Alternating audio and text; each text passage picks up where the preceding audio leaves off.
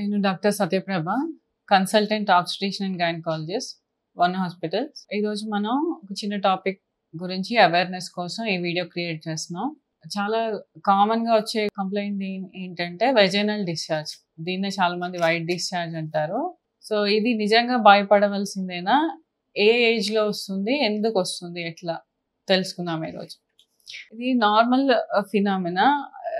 ఎవరికంటే మెచ్యూర్ అయ్యే ముందు కొన్ని నెలల ముందు యుక్త వయసులో ఉన్న అమ్మాయిలకి, అలాగే రిప్రొడక్టివ్ ఏజ్ గ్రూప్ అంటే 15 to 45 years మధ్యలో ఉన్న వాళ్ళకి, ఎవరికైతే రెగ్యులర్గా పీరియడ్స్ వస్తాయో వాళ్ళకి పీరియడ్స్ వచ్చే 2 వారాల ముందు ఇదే డిశ్చార్జ్ లాగా అవుతూ ఉంటుంది. దీని రోల్ ఏంటి అంటే, రిప్రొడక్టివ్ సిస్టమ్ తీసుకుంటే ఇది యూట్రస్, ఇది గర్భసంచి ద్వారం, దీన్ని వెజైనల్ వాల్ అంటారు. సో ఇక్కడ నుంచి సర్విక్స్ అండ్ వెజైనా నుంచి డిశ్చార్జ్ లాగా వస్తుంది.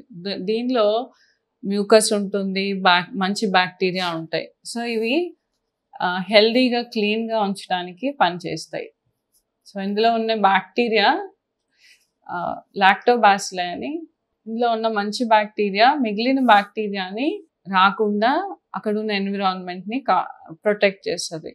తర్వాత ఇది అందరికీ ఒకేలా ఉండదు, ఒకరి నుంచి ఒకరికి వేరేగా ఉంటుంది.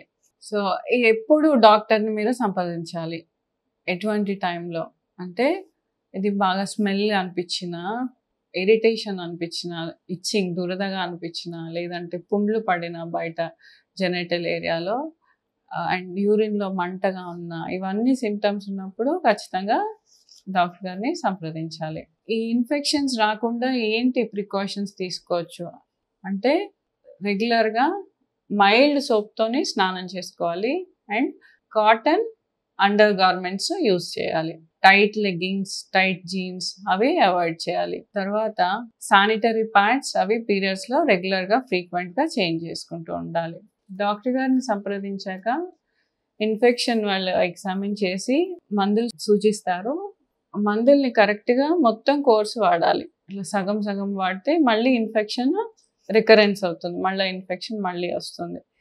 అండ్ పార్ట్నర్, మ్యారీడ్ పీపుల్కి పార్ట్నర్ని కూడా, హస్బెండ్ని కూడా at the same time treatment చేయవలసి ఉంటుంది. సో వైట్ డిశ్చార్జ్ అనగానే భయపడకూడదు. It is a natural phenomena. ఎప్పుడైతే ఇంకా వేరే కంప్లైంట్స్ కూడా ఉంటాయో అప్పుడు డాక్టర్ గారిని సంప్రదించాలి. Thank you.